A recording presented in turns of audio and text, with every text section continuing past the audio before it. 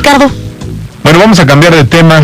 Mire, déjeme decirle que aquí hemos dado seguimiento puntual a una cosa que hemos llamado el linchamiento en redes sociales, la moderna expresión de la Inquisición, que ahora se hace con tecnología a través de las llamadas redes y demás.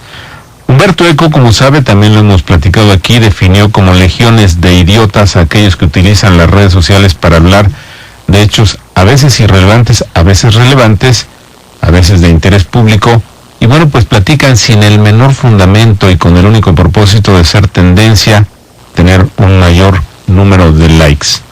En la actualidad, el Internet se ha convertido en una especie de jurado popular que pues se forma con los usuarios de la red y que pues están a expensas de cualquier hecho, declaración, error, tropiezo o lo que a usted se le antoje, pues para iniciar andanadas en contra de aquellos a quienes odian, dar inicio a veredictos justicieros, cacerías de brujas y demás. De este modo, cobra forma el linchamiento digital que por una noticia que involucre un hecho anormal, o algunos consideran anormal en redes sociales, se desencadena una serie de comentarios de odio y repudio que pueden terminar con la vida, en muchos sentidos, incluso con la vida física de aquellos involucrados en el acontecimiento en cuestión. Aquí hemos documentado por lo menos 3 casos de personas que se han suicidado. Hay usuarios que atacan deliberadamente, mientras que otros pues solamente se dejan llevar por una desinhibición, así le llaman, desinhibición virtual. ¿Usted se había imaginado este término? No, bueno. A veces pueden aparecer incluso, o puede parecer gracioso, opinar, condenar, linchar a una persona por este medio. Sin embargo, es necesario saber que este comportamiento puede tener graves consecuencias, pues más allá de las amenazas, el acoso, los insultos, el odio. Bueno, pues hay personas que resultan seriamente afectadas en sus vidas, en sus entornos. Hay quienes, pues de plano les cambia la vida este tipo de asuntos. ¿Qué hacer frente a este tipo de situaciones? ¿Cómo contenerlo? ¿Se puede? Preguntamos. O, pues, ¿cómo tratar de desarrollar una especie de control de daños? Mire, tenemos en la línea telefónica a Marco Levario, director de la revista Etcétera, también uno de los estudiosos de estos temas. Marco, me da mucho gusto saludarte, buenas tardes. A mí también me da mucho gusto saludarte y a los amables radioescuchas, Ricardo, buenas tardes. Marco, platícale a la audiencia, ¿cuál es tu punto de vista sobre estas campañas de linchamiento? Acabamos de ver una reciente contra una joven que fue linchada por darle besos a otro hombre que no era su prometido. La boda se deshizo, fue víctima de una persecución brutal, en muchos sentidos machista y demás, y que bueno, pues en el otro lado era un festín literalmente de las buenas conciencias. Ricardo, como siempre en tu programa señalas puntos o temas que son o que tienen la mayor relevancia como fenómenos sociales, incluso en este caso no solo en México, sino en el mundo. Estoy completamente seguro y vale la pena que nos acostumbremos a que las redes sociales y estos fenómenos de los que estamos hablando llegaron para quedarse. Llegaron para quedarse en más de un sentido, pero sobre todo también porque en las redes sociales, por muy entorno virtual que estos sean, se expresan también pareceres, valoraciones, culturas o deformaciones, incluso también de las propias de la idiosincrasia de cada país. En el nuestro, como acabas de señalar, pues la exhibición clarísima de la doble moral, que por supuesto en primer lugar se erige, como has dicho tú, en una suerte de tribunal que juzga, que delimita y que es implacable. Con esta chica lo fue, en relación con una apuesta que su libre albedrío y su forma de entender la vida respetable como la de todos representó para festejar, ¿no? Y bueno, pues esa asociación nos dice muchas cosas. Nos dice en primer lugar, en efecto, estas hordas, estas legiones de idiotas que juzgan con doble moral.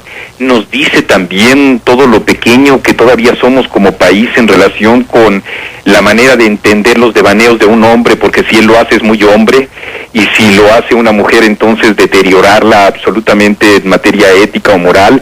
Además, en efecto, sí, lanzando una piedra de la que implica también olvidar o ignorar las condiciones humanas y nuestro propio comportamiento. Creo que eso desafortunadamente ha llegado para quedarse por las razones que acabo de decir, reflejan este espacio cultural, esta idiosincrasia, esta podedumbre social también, en el caso específico que me preguntas. Creo que lo que sí podemos pensar o apostar, por ejemplo, con intercambios como estos y que ojalá pudieran irse multiplicando, es a lograr su equilibrio, una manera de criticar, de compensar, de generarle contrapeso y de exhibir precisamente esa precariedad intelectual y ética que expresa buena parte pues, de nuestras franjas sociales, Ricardo. Marco, hay otra parte del fenómeno y que sin saber que existiría las redes ni esta modernísima forma de comunicarnos, hace poco más de medio siglo un político mexicano acuñó una frase que decía que los perros ladran y que solo el primero de ellos sabe por qué ladra y los demás son jauría. Esto se está aplicando ahora. Hay estudiosos ya del tema que dicen que unos cuantos saben por qué sueltan un tuit o por qué sueltan un comentario en redes y el resto lo replica sin saber siquiera de qué se trata, pero se suman a un linchamiento a ojos cerrados, ya no digamos conciencia prácticamente clausurada. ¿Por qué este seguidismo?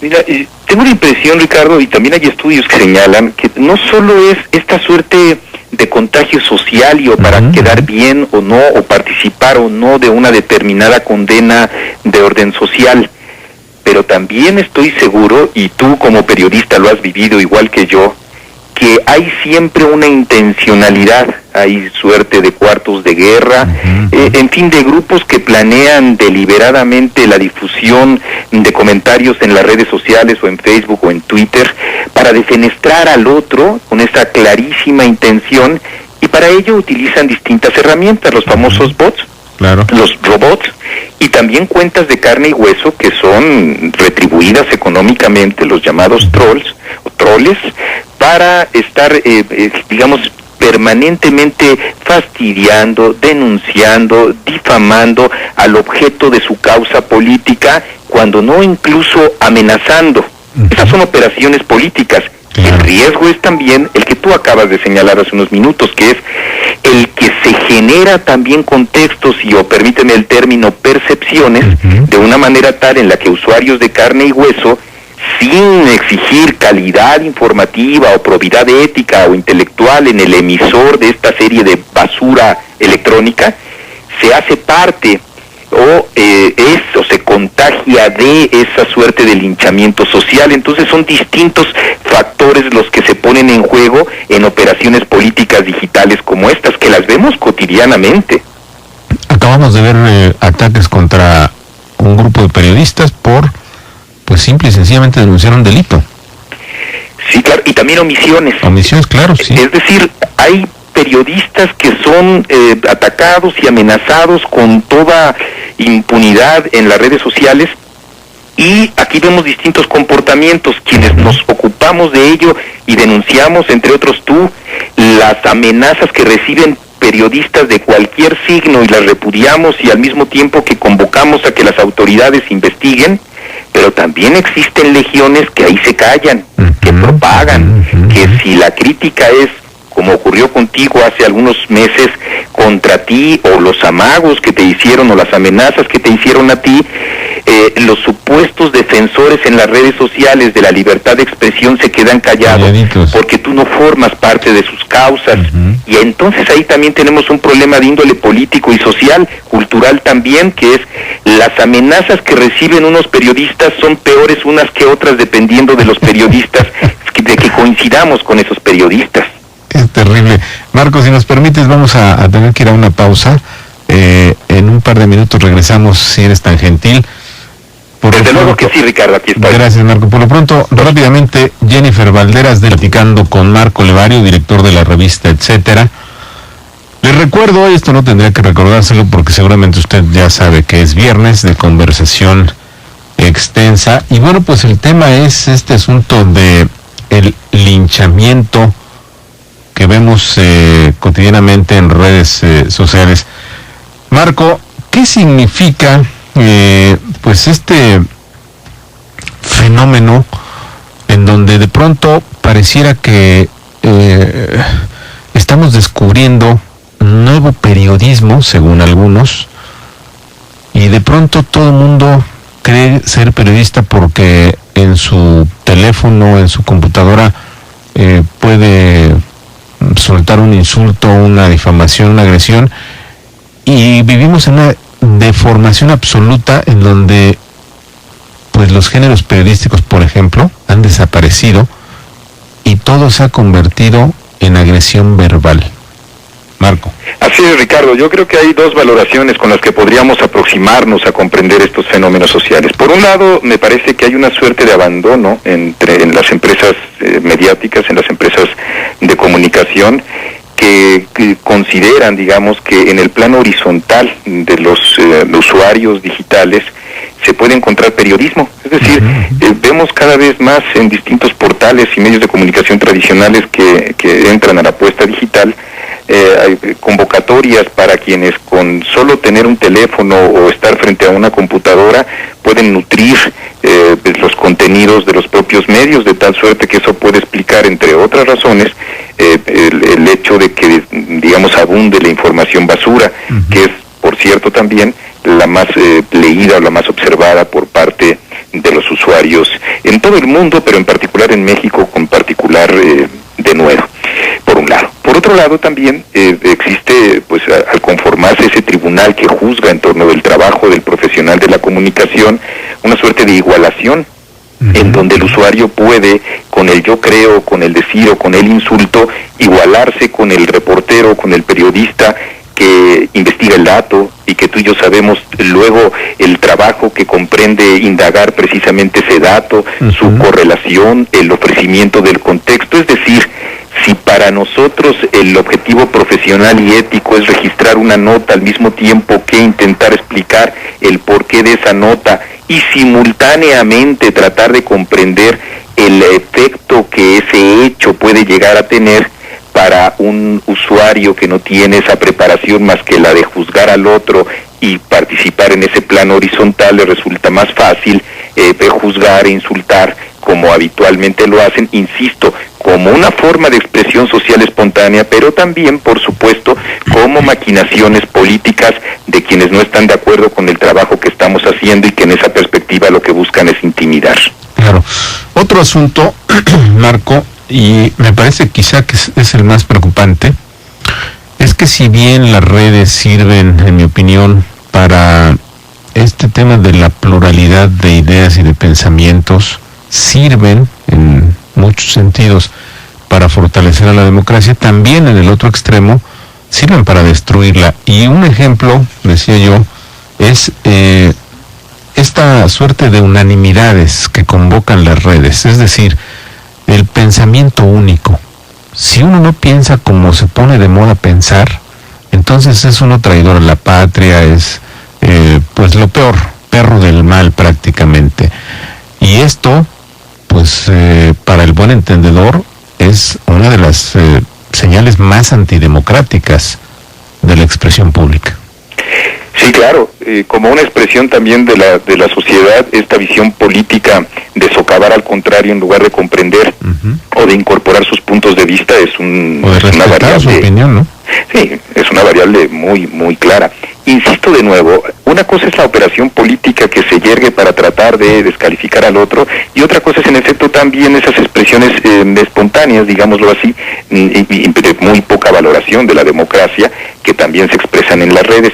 Pero junto con ello, creo que ahí, en ese elemento también hay una forma de entender lo que es, donde todos dicen que piensan lo mismo, nadie está pensando. Exactamente. y donde nadie está pensando y lo que está haciendo es precisamente descalificando, tenemos un problema de orden social, no solo virtual o no solo, digamos, en los planos electrónicos, sino que en efecto algo pasa con la propia sociedad encrespada, que no puede comprenderse a sí misma. Por ejemplo, ahora que en tu texto escribes cómo en efecto somos partícipes todos de la corrupción, preferimos mirar en el ojo ajeno, me refiero a tu texto publicado hoy en Milenio, en el ojo ajeno, en la actitud ajena, todas las imprecaciones, de tal suerte que se están rompiendo, y vaya paradoja, estos vasos comunicantes digitales están rompiendo, se están dinamitando, para que no sean precisamente ese puente con el que nosotros como periodistas, y creo que cualquier ciudadano que nos está escuchando ahora en el ejercicio de las valoraciones plurales que comprende la democracia, quisiéramos abrirnos paso, y desde luego que ahí también se encuentra otro riesgo. Y ya vendrán los procesos electorales en donde no soy optimista, creo que veremos con mayor brutalidad y dramatismo estos fenómenos. Sin duda. Decías tú al inicio de esta conversación, Marco Levario, que estos fenómenos llegaron para quedarse. Yo digo que en buena hora están aquí, pero la pregunta sería, ¿existe una suerte de antídoto, de prevención, de mecanismo para contener, para equilibrar o incluso para regular? Hay tres que se han expresado en el mundo. Primero, la responsabilidad que tiene, digamos, Twitter, para poner ejemplos específicos, para, digamos, registrar y de inmediato cancelar e incluso mediando solicitud de la autoridad, entregar la información de la cuenta donde provino el infundio o la clara amenaza que recibe cualquier persona, en particular la que hemos platicado contra los periodistas. Este es el primer nivel. El segundo nivel, que ha sido también muy importante, es en Rusia, o es en Italia, o es en España. Recientemente en España, directamente la autoridad electrónica o ciberelectrónica intervino para quien estaba amenazando directamente a políticos de muerte. De tal suerte que ahí por oficio se sigue, encuentra una amenaza y agarran, con eso inhiben en mucho este tipo de actitudes.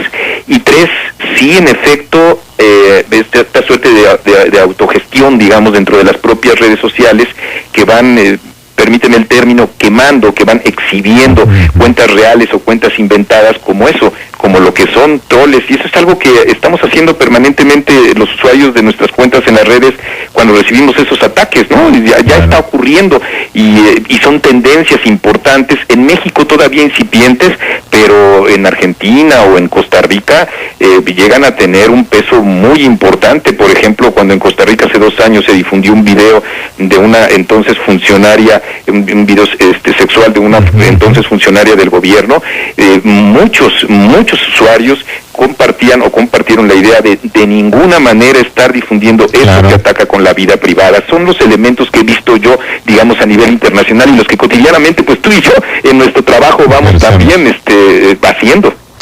Muy bien, Marco, desafortunadamente se nos terminó el tiempo. Te aprecio, te agradezco como siempre. Comentarios. El agradecido soy yo, de veras, que me consideres, y te mando un abrazo fuerte. Un abrazo, Marco. Hasta luego. Bueno, ahí tiene usted Marco Levario, director de la revista Etcétera. Le decía, y usted ya lo probó, uno de los más puntuales conocedores críticos de los fenómenos de la comunicación en nuestro país.